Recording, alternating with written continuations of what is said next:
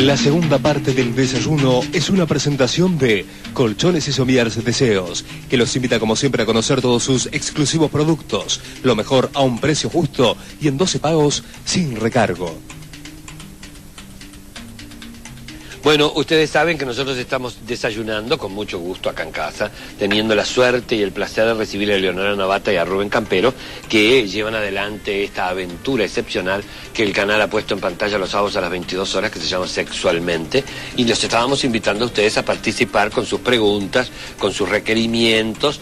Yo sé que el tema es difícil, pero bueno, capaz que tienen alguna cosa. A ver, ¿por qué número hay que llamar? 410-2387, Sergio. Perfecto.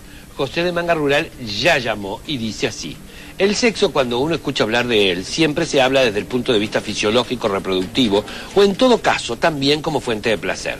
¿Por qué razón nunca se encara el tema de la comunicación emocional que existe entre los seres? Porque cuando se habla de placer, no es solamente un placer fisiológico, tú lo dijiste en la mesa. Existe también un placer en la expresión de lo que no se puede hablar. Hay que hablar. Claro, ese es el tema muchas veces de lo que el sentir popular o el imaginario colectivo tiene de lo que en general los sexólogos y sexólogas hablamos o supuestamente podemos hablar en los medios de alguna manera también. Es decir, tenemos una idea también muy centrada en la sexualidad, en lo estrictamente biológico, por eso la idea esta de lo fisiológico y demás. Bueno, la sexualidad tiene que ver con la vida, con los sentimientos, con lo que nos pasa, con las experiencias sensibles, por eso decía hoy, ¿no?, el tema de comer, con el erotismo en general. Entonces, no, la intención, creo, desde Sexualmente es, obviamente, que también informar, pero no solo informar, sino, digamos, que la gente intente por ahí generar algún grado de conciencia crítica, que se cuestione y se pregunte sobre su propia vida, cómo vive la vida. Es decir, muchas veces las personas creen que tienen una vida súper estresada, falta de todo placer y esperan que cuando van a la cama pase algo distinto. ¿Cómo es posible que eso suceda? Es decir, si no hay una coherencia con el resto de la vida. Pero no te limitan esos tiempos, ese estrés, el trabajo, el agotamiento, el tener la preocupación de si llego o no llego a fin de mes. ¿No te limitan también a todo ese otro entorno del sexo? Pero obviamente. Es decir, de alguna forma la sociedad actual, con la vertiginosidad que vive y demás, evidentemente que es antierótica. Es un hecho. Es decir, pero también las personas a veces no nos generamos espacios. Sí. Pero ¿no te parece además que nuestra realidad es antierótica, pero no recibimos mensajes continuamente de que el erotismo hay que promoverlo, que está bien? Otro tema. Uno dice, ¿en qué tiempo? ¿Cómo hacen esto que están en la tele? ¿Recibimos mensajes eróticos o recibimos mensajes sexuales? Bueno, es el límite también. Es una mezcla de lo que dicen los dos. Pero lo que pasa es que viene en términos de consumo. Es decir, tener 10 orgasmos en 3 minutos. ¿No? Como esta cosa de, a ver, ¿cómo compro placer sexual? Es decir, ¿cómo me viene armadito como que el paquete? Si no lo logras es porque es tu culpa. Sí. Mira qué, es fácil. Sí, hay mucha oferta, ¿no? De artículos, de todo, de cosas que tienen que ver con el sexo. Antes, de repente, me acuerdo cuando yo era chica, en los kioscos las revistas Playboy estaban tapadas o escondidas. Hoy en día vas a un kiosco y tenés la H, la Maxim, la Playboy de acá, la Maxim de España.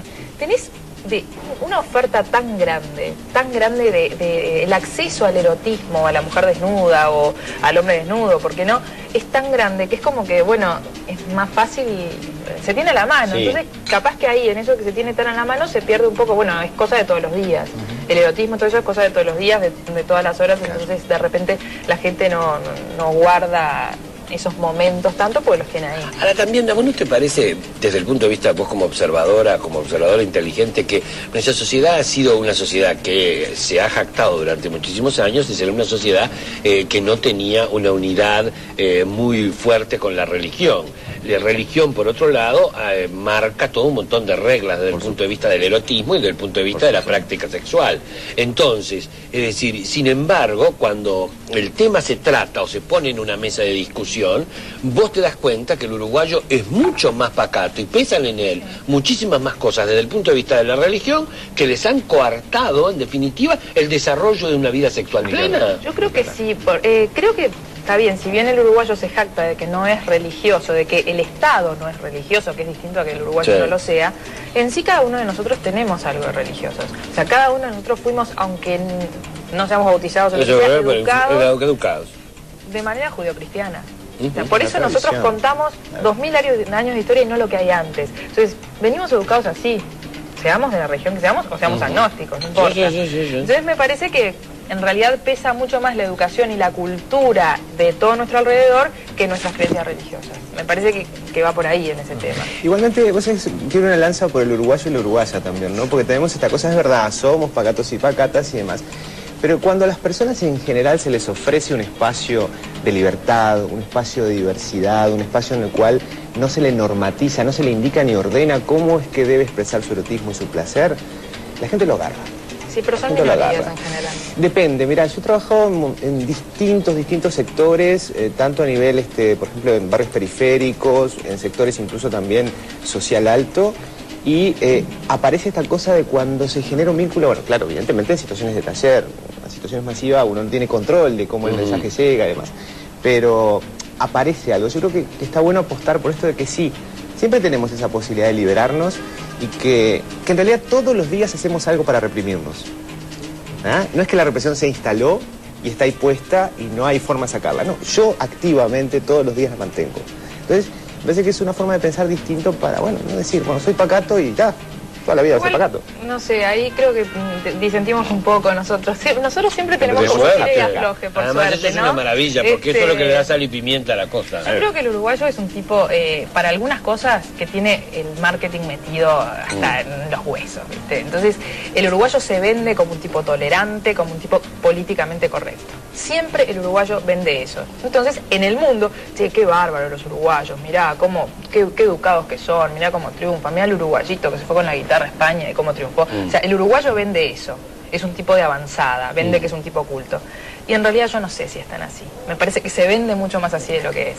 Digo, ojalá que por lo menos se vende así, no se vende de otra manera, pero me parece que es más cómo se vende o cómo se muestra a que cómo es. Y sin llevarlo a tema estadístico, ¿cuáles son las preocupaciones que tienen los uruguayos? Mayoritariamente los uruguayos, ¿qué preguntamos cuando preguntamos de sexo? Bueno, habitualmente sobre prácticas sexuales, esto es sexo oral, sexo anal, bueno, distintos tipos de prácticas a nivel de posiciones. También hay mucho mercado sobre que supuestamente la variación de posiciones a nivel de coito nos va a dar más placer.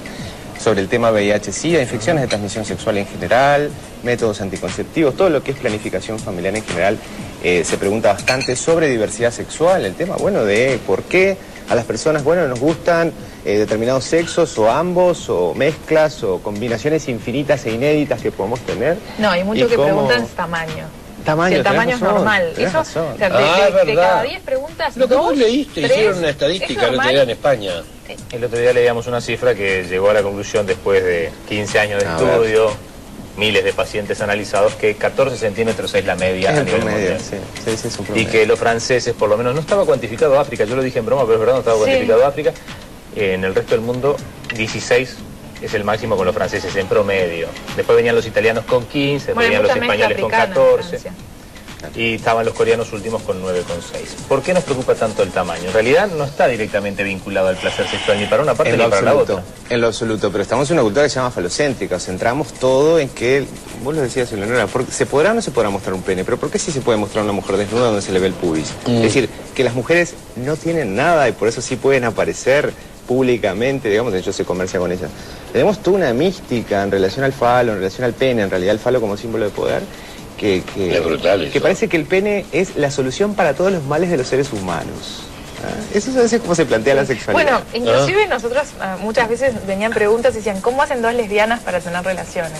Es una pregunta que se planteaba todo el tiempo, porque claro, no hay un pene, entonces ¿cómo es la relación? Muchísimas veces se nos preguntó, ¿cómo hacen dos lesbianas para tener relaciones? No se concibe una relación sexual si no hay un pene. Increíble. Bueno, y muchas veces nos preguntaban, ¿tú sos lesbiana? ¿Tú sos homosexual? Ya no entiendo por qué la gente también tenía eso de saber qué orientación sexual teníamos nosotros.